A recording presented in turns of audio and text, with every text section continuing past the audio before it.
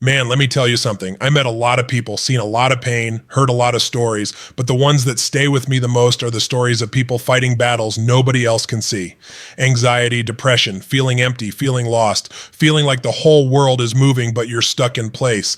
I know that feeling. I've lived that feeling. And what shocked me, really shocked me, was when I started learning how Islam talks about mental health, because Muslims got something deep going on. I'm talking about stories of the Prophet Muhammad, peace be upon him, comforting people who felt broken, telling folks not to drown in guilt, teaching them to breathe, to pause, to remember God, not as some judge waiting to punish, but as a healer who wants you come. There's that moment where a man comes saying he feels overwhelmed and the prophet doesn't shame him. He gives him words that lighten the heart. There's the story of a man so depressed he could barely get out of bed, and instead of people calling him weak, the prophet sits with him, talks to him, prays for him, lifts him up. And that's what hooked me. Because in my life, I've seen people get dismissed when they say they're hurting. Man up. Get over it. Stop being dramatic. But Islam treats your mind like it matters, your heart like it matters, your peace like it matters. I started looking into it more, reading, listening, asking questions, and what I found felt like a whole new way of understanding what it means to be human. So today, I want to walk through it. The Islamic way of handling stress, sadness, anxiety, pressure, all the stuff nobody sees on the outside, but eats you alive on the inside. Because once I learned how Muslims approach it, I said, man, this ain't just religion. This is medicine for the soul.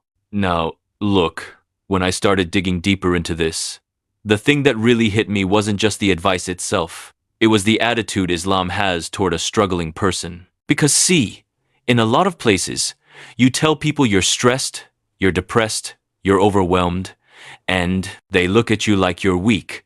They tell you to toughen up, shake it off, stop overthinking. But Islam don't do you like that. Islam treats your mental state like a wound that needs care, not a flaw that needs hiding. And man, that changes everything. I came across this moment, and I'm not exaggerating when I say it stayed with me for days, where a man goes to the Prophet Muhammad, peace be upon him, and says he feels burdened, overwhelmed, like life is too much. And what does the Prophet, doesn't say? Come on, man, you're supposed to be strong. He doesn't roll his eyes. He doesn't shame him. He tells him to sit down, breathe, slow his heart, and he gives him a prayer, not a magic spell, not some complicated ritual, just a few words meant to lighten the heart. Almost like he's saying, you're human. It's okay to feel heavy, but let's lift this together.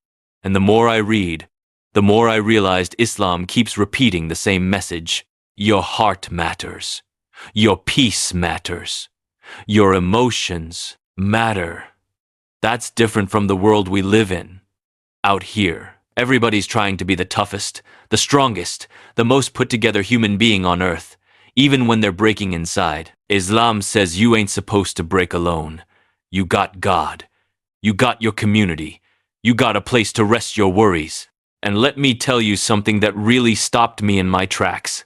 Muslims believe that every worry, every sadness, every tear you cry, even that heavy feeling in your chest, you can't explain it, all gets counted. Not ignored, counted. And not as a punishment, but as something that wipes away your sins, raises your rank, brings you closer to God.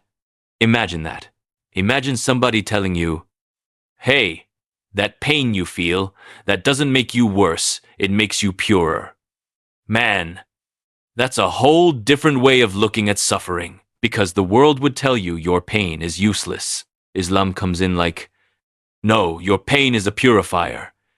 And the structure Islam gives for mental health, it ain't random. It's like building a house on a foundation that don't crack. You got prayer, not the kind where you rush through words you don't understand.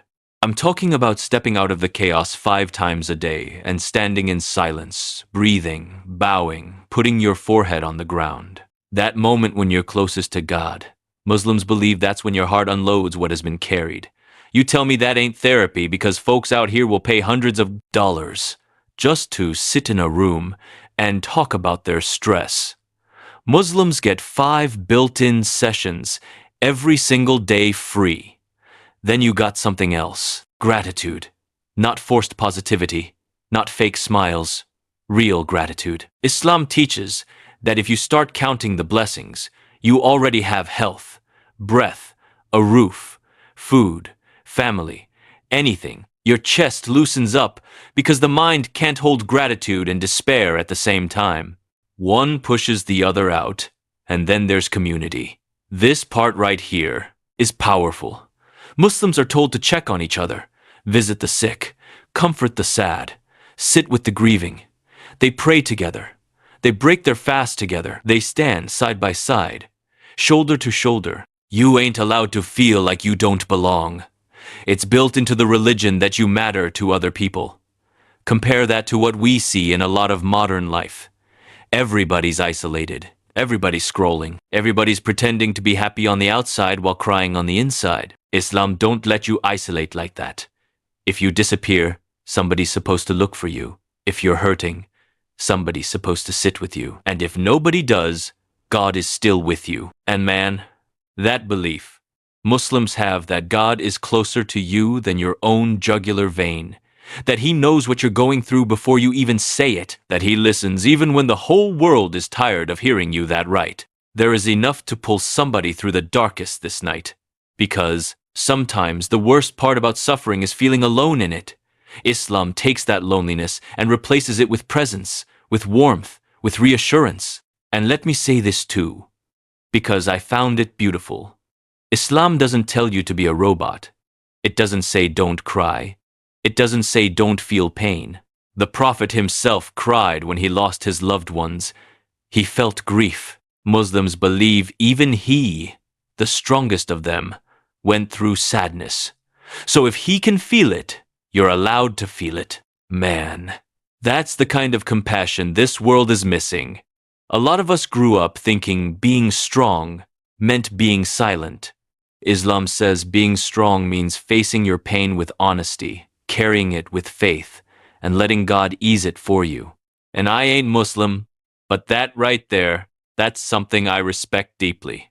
Because when you really look at it, when you step back and see the whole picture, Islam doesn't just heal the soul, it protects it. It gives it space. It gives it purpose. It gives it hope when nothing else makes sense. And in a world full of noise, confusion, pressure, distraction, I finally understood why so many Muslims walk with a calmness about them. It ain't that life is easier for them. Life is hard for everybody. It's that they've been given tools to handle the storm. And brother, sister, that matters. It matters more than most people realize. Now, let me tell you something. The more I kept learning, the more I realized Islam's approach to mental health ain't just about prayer or gratitude or community. It's about understanding the human being. Real understanding, not judging, not shaming, not telling someone, man, toughen up. Stop feeling like that. It's saying, you feel what you feel, and that's valid. Now, let's figure out how to lift you out of it, heal it, and give you tools to live better. And that, man, that right there is life-changing, because the world treats mental health like a punishment. Why are you depressed? You got everything. Why are you anxious? Your life ain't that bad. But Islam recognizes that feelings aren't always about your circumstances. Sometimes it's about your heart. Sometimes it's about what you carry inside. Sometimes it's about the weight of life that nobody else sees. And it gives you permission to acknowledge that weight, to process it, to face it head on. And then there's a part that really struck me, the balance. Islam tells you to seek help for your mind, for your soul, but not to abandon trust in God. It's a harmony. It's not one or the other. It's both. You take practical steps to care for yourself, but you also lean on faith, on prayer, on reflection. And man, that combination, that's powerful. Because when you care for your mental health without faith, sometimes it's just temporary relief. When you rely on faith without caring for your mind, sometimes you deny the pain. But when you combine both, that's a stability that lasts. And Islam doesn't just tell people what to do, it tells them how to think. It teaches mindfulness before mindfulness was even a word.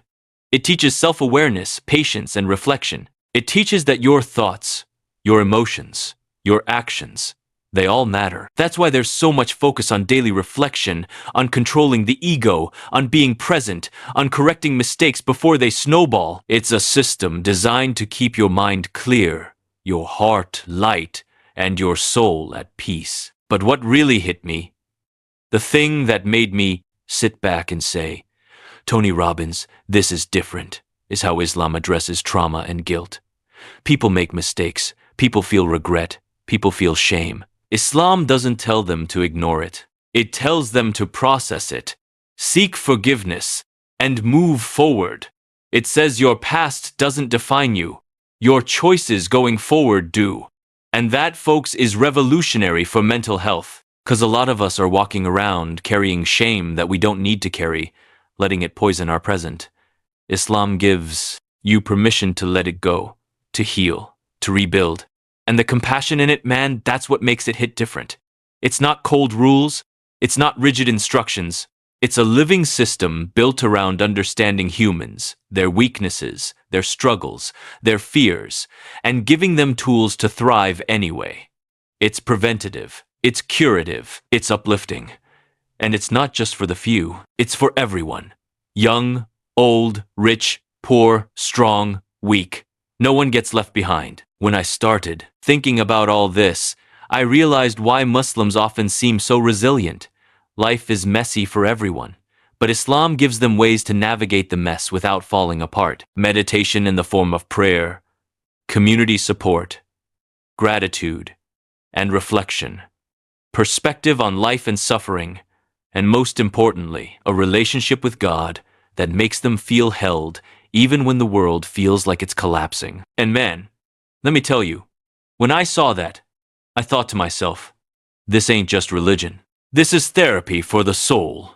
It's like a roadmap that's been around for over 1,400 years, showing people how to manage the storms in their head, the chaos in their heart, and the pressure of life, all while keeping their faith, dignity, and hope intact. That's why I said to myself, the world could learn a lot from this, not just Muslims, everyone. Because at the end of the day, mental health isn't about religion, it's about being human. And Islam treats humans like they matter, like their feelings matter, like their peace matters. And man, when you see that in practice, it's inspiring. And when I sat back thinking about all this, what hit me the most wasn't just the practices, the prayers, or the reflection. It was the attitude, the care Islam shows for the human heart and mind. Because let's be real, life is stressful. Life is heavy. Life will knock you down in ways you don't see coming. But Islam gives people tools to get back up, tools to process, to breathe, to release, to connect, to find hope when everything seems dark. It doesn't tell you to ignore your feelings. It doesn't shame you for struggling. It acknowledges the weight. It validates it, and then it gives you a path to lighten it. That right there is powerful. That's wisdom. That's practical guidance that hits deeper than a lot of what the modern world offers. And the best part is not complicated. You don't need a therapist. You don't need a prescription. You don't need 1,000 self-help books. You just need awareness, support, reflection, and a connection with something bigger than yourself. That's what Muslims get every day. And man, when you see it in practice, it changes the way you think about mental health, about life, about humanity, about resilience. So when you look at Islam and how it approaches the mind and the heart, you see it's not just rules or rituals. It's a system designed to help people survive the hardest parts of life and thrive despite them. And honestly, that's something we all can take a lesson from, no matter where we come